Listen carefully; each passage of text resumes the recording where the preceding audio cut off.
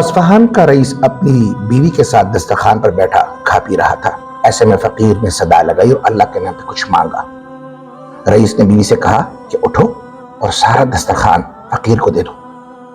بیوی جب دروازے پہ گئی اور دروازہ کھولا تو دھاڑے مار مار کر رونے لگی۔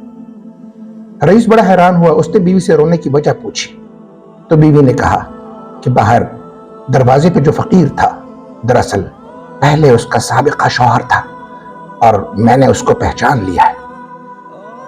اسی طرح ہم ایک دن دسترخوان پر بیٹھے کھا پی رہے تھے اور ایک فقیر نے صدا لگائی تھی اور میرے سابقہ شوہر نے اس فقیر کو ایسا مارا، اس کی ایسی پٹائی کی کہ وہ بیچارہ لہو لہان ہو گیا۔ کچھ زیادہ وقت نہیں گزرا تھا کہ اس کے حالات دگرگوں ہو گئے۔ اسے کاروبار میں نقصان ہوا، سارا مال ضائع ہو گیا، وہ فقیر قلاش ہو گیا۔ چند سال بعد اس نے مجھے طلاق دے دی۔ چند سال ہی گزرے تھے کہ میں آپ کے نکاح میں آ گئی، تو آج اس فقیر کو دیکھ کر مجھے رونا آ گیا۔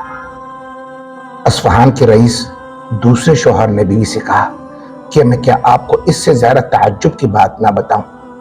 بیوی نے کہا بتائیے۔ تو شوہر نے کہا کہ جس فقیر کی پٹائی تمہارے سابقہ شوہر نے کی تھی دراصل وہ میں ہی تھا۔ اللہ اکبر!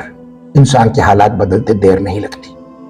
کبھی بھی کسی فقیر کو جھڑکنا نہیں چاہیے، یہی قرآن کا حکم ہے۔ اگر آپ کے بس میں ہو تو فقیر کی مدد کیجیے، بس میں نہ ہو تو اس کو اچھے طریقے سے رخصت کیجیے، لیکن اس کو برا بھلا مت کہیے۔ حالات بدلتے دیر نہیں لگتی۔ شکریہ۔